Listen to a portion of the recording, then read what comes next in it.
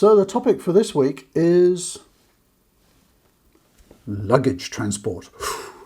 This is a very touchy topic coming right up.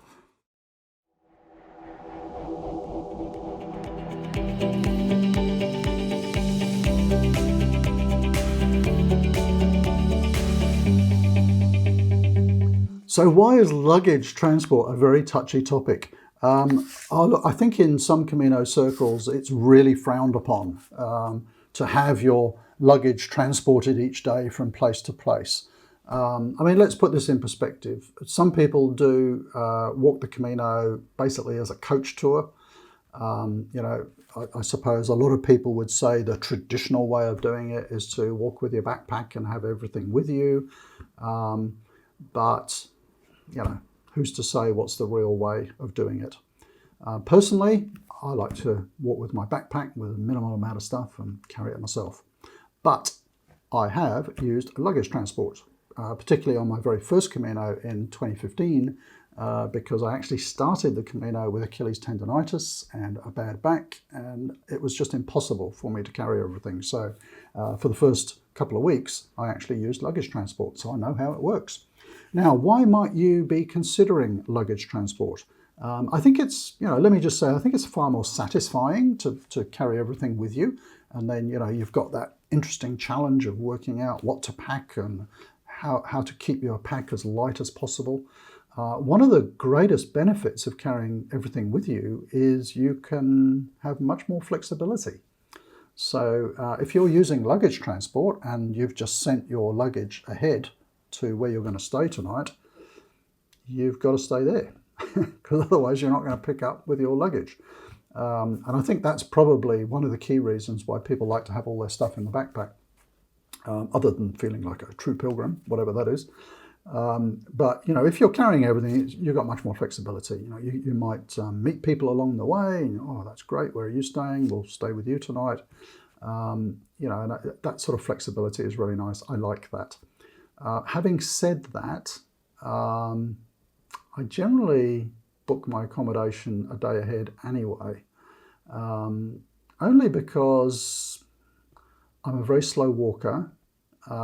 Because of sort of injuries that I've got, it'll take me 8 to 10 hours to sort of cover my distance each day.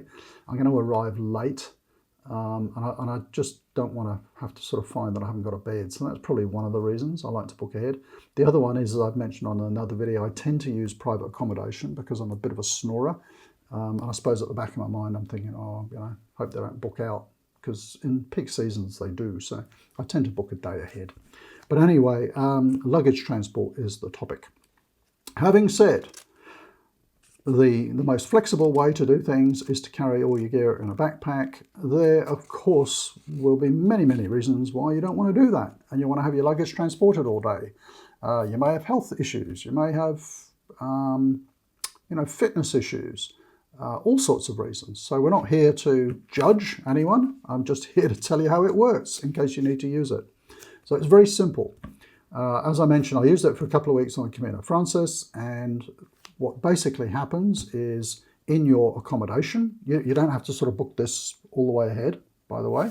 Wherever you're staying, they will have little tags. I haven't really got anything that represents a tag.